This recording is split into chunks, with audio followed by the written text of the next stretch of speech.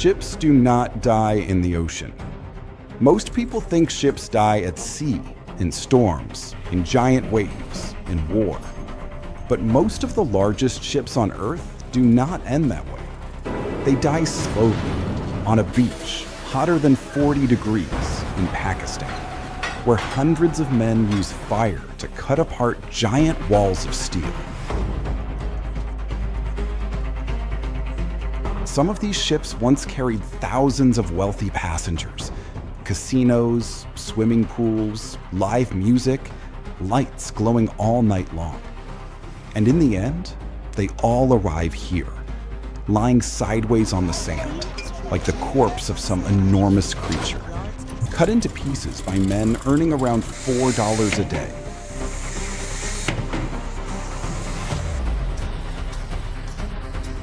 Many of them had never even seen the ocean before coming here. And the most terrifying part is not that the ships are dying, but that many of the men here already know one day they will probably die on this same beach and still return every morning. Because in this place, death is not the scariest thing. The scariest thing is having nowhere else left to go. This is Gadani, one of the largest ship graveyards on Earth, where modern civilization is dismantled piece by piece.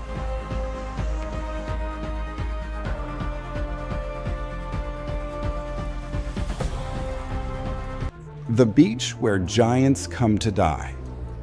Before sunrise, people already hear steel.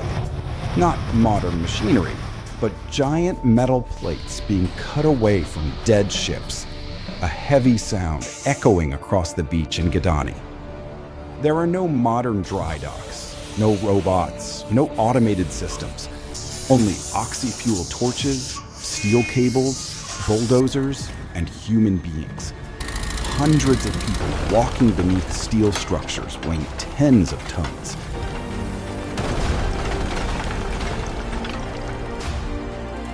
Everything here is larger than the human body, much larger.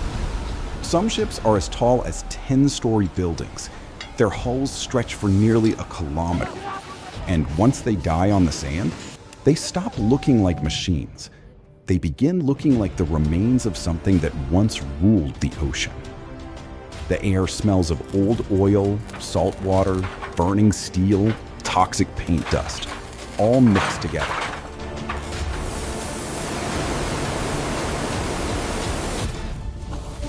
Then the sun rises, and the temperature begins climbing. The steel grows so hot it can burn human skin. But the work never stops, because every minute lost means money disappearing in this place. Time is not measured by clocks, but by how much steel is still left inside the ship.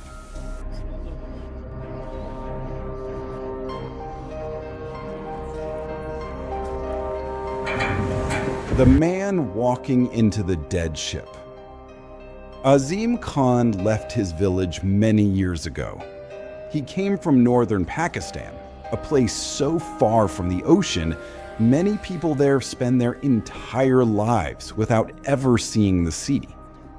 But then he arrived in Gadani and began living among the largest ships in the world. He sleeps in a small wooden room built from scraps. No clean water, no air conditioning, no silence. There was always metal, steel cutting, hammer strikes, tight cables pulling under pressure, giant slabs of iron crashing into the sand.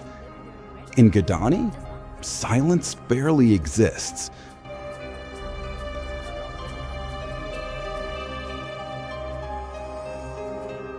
Azim wraps extra cloth around his old shoes to protect his feet. It is one of the few things he can do himself to reduce the chance of dying, because many workers here do not have proper safety equipment. Some work wearing sandals beneath steel structures, capable of crushing a human body in less than a second. And the strange thing is, after enough time, the human brain adapts to danger.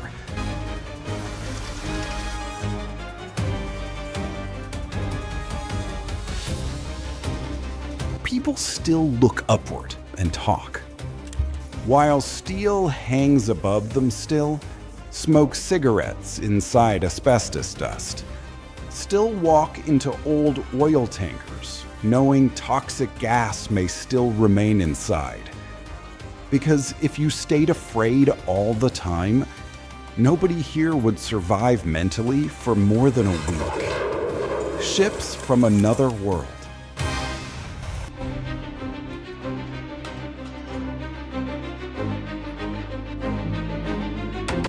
Some ships in Gadani once belonged to a world the workers here will never enter. Cruise ships where passengers drank champagne on the upper decks, oil tankers that once carried millions of barrels of fuel across oceans, container ships that transported almost everything modern civilization uses every day. And then, after 20 or 30 years, civilization decides they are no longer valuable enough. So they are sold away, not to be repaired, not to be preserved, but to die.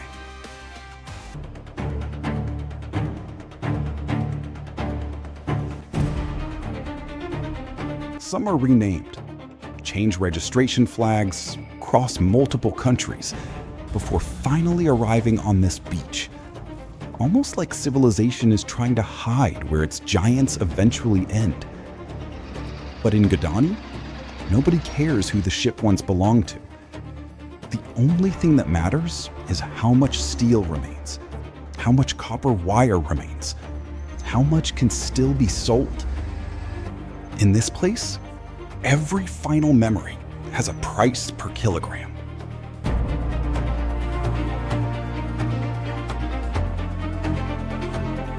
The sound of falling steel. One of the most dangerous things in Gadani is something called the gravity method, a dismantling technique using gravity itself. Instead of removing steel safely, workers cut huge sections loose and allow them to collapse on their own. Faster, cheaper, more deadly. And sometimes nobody knows exactly which direction the metal will fall.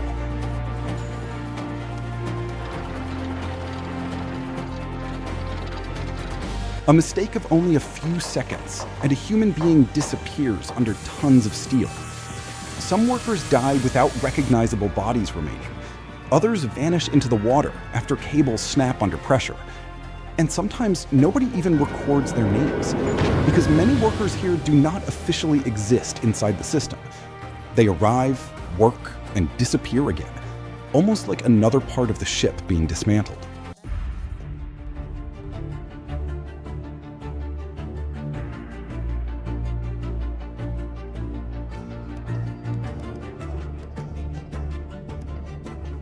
The gas you cannot see.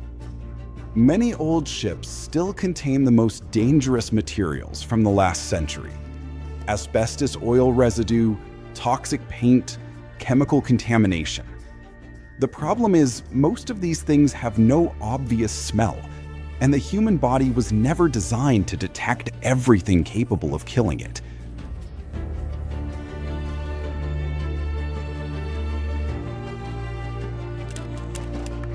A worker breathing toxic dust today may still feel normal for many years afterward, until the lungs finally begin collapsing. In Gadani, many people do not die from explosions.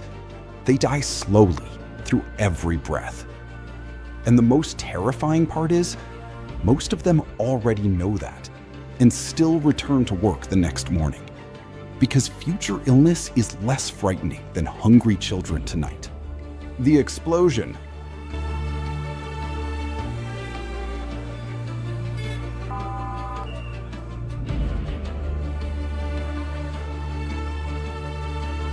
In 2016, an old oil tanker exploded while workers were dismantling it.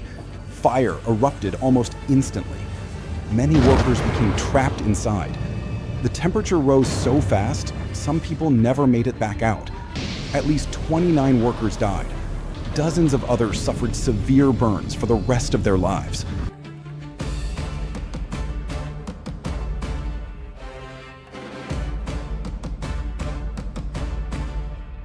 Azam lost someone close to him during that explosion. And after catastrophes like this, everything usually changes for a short time. Ambulances appear, first aid kits appear, safety promises appear. Then, a few months later, everything slowly returns to normal again. Because this entire industry still operates on one simple rule. The cheaper it becomes, the more profitable it becomes.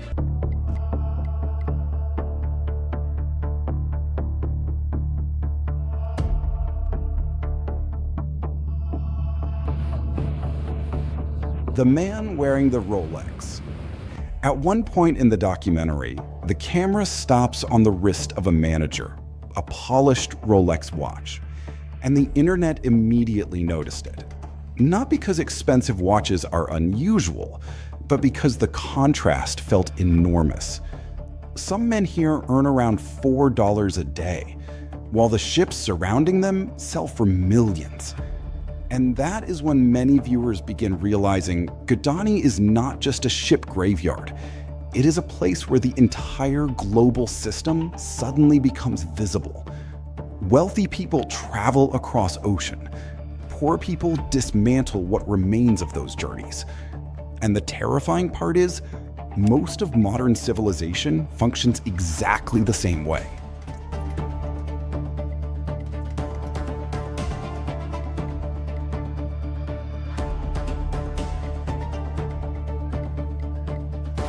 Why they never leave? This is the question many outsiders always ask. Why not quit? Why come back? Why continue walking into a place that could kill you every day? The answer is usually simpler than people expect, because many workers here do not truly have another choice.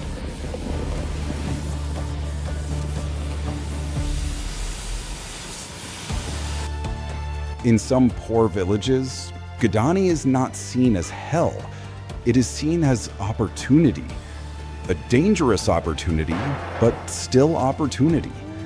And maybe that is the most terrifying thing about human beings. Not that we fear death, but that we can learn to live beside it every single day.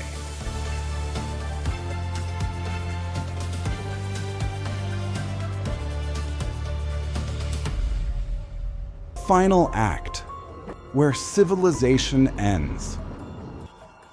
When the sun begins setting over Godani, the giant dead ships turn completely black. The ocean wind carries the smell of oil and burning metal. Some workers sit silently on the sand, too exhausted to speak anymore. Tomorrow, they will return again and continue dismantling what remains of modern civilization.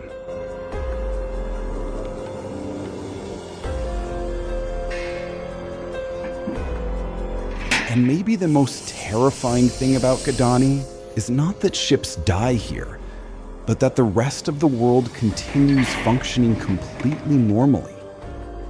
New cruise ships are still being built. New oil tankers still leave port. New cargo still crosses oceans.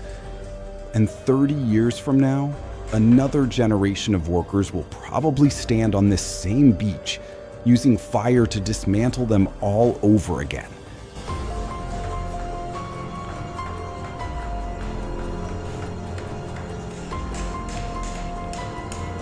Because civilization never truly disappears. It only changes shape. And at the far end of that cycle, someone is always breathing toxic smoke, so the rest of the world can continue moving forward. Azam once said that one day, this beach would probably become his grave too.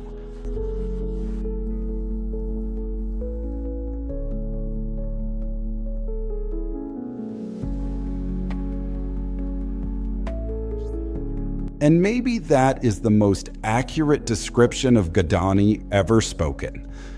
A place where people do not only dismantle ships, they slowly dismantle themselves, day by day, breath by breath, piece by piece of falling steel.